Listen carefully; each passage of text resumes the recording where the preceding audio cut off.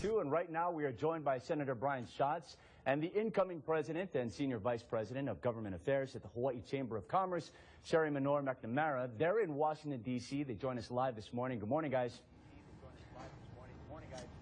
Good morning. Aloha. Now, Sherry, I want to talk a little bit about this. You have a meeting with Senate leadership, including Majority Leader Reid, and maybe both of you could touch on this. What do you guys hope to accomplish in this meeting today, and what could it mean for us here in Hawaii? Well, it was a very exciting morning. We had 12 Democratic senators, and Sherry was able to talk about Hawaii's priorities and Hawaii's progress. Unemployment is now down below 5%.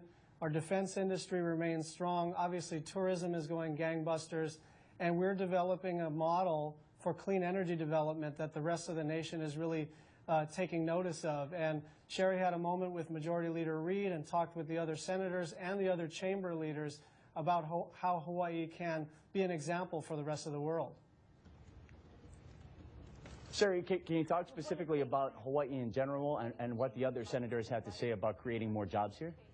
Very important meeting with chambers across the nation, as well as the Senate leadership, including Senate Majority Leader Reid. It was an opportunity for the chamber to highlight what Hawaii can offer, especially when it comes to doing business in Hawaii, and also how Hawaii can serve as a gateway between Asia and the mainland. So it's definitely a really great opportunity for us to discuss how Hawaii can provide job opportunities to our state.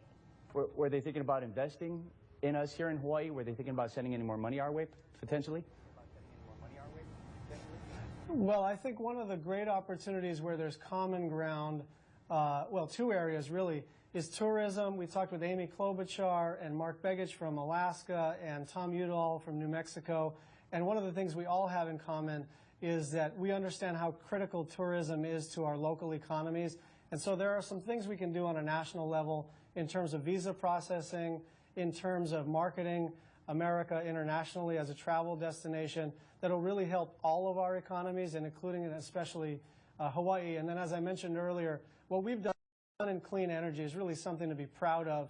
We're continuing our trajectory, and what's really kind of interesting and exciting is that the rest of the nation, state by state, chamber by chamber, and even member by member, they're starting to really look at Hawaii and seeing how they can emulate our Hawaii Clean Energy Initiative.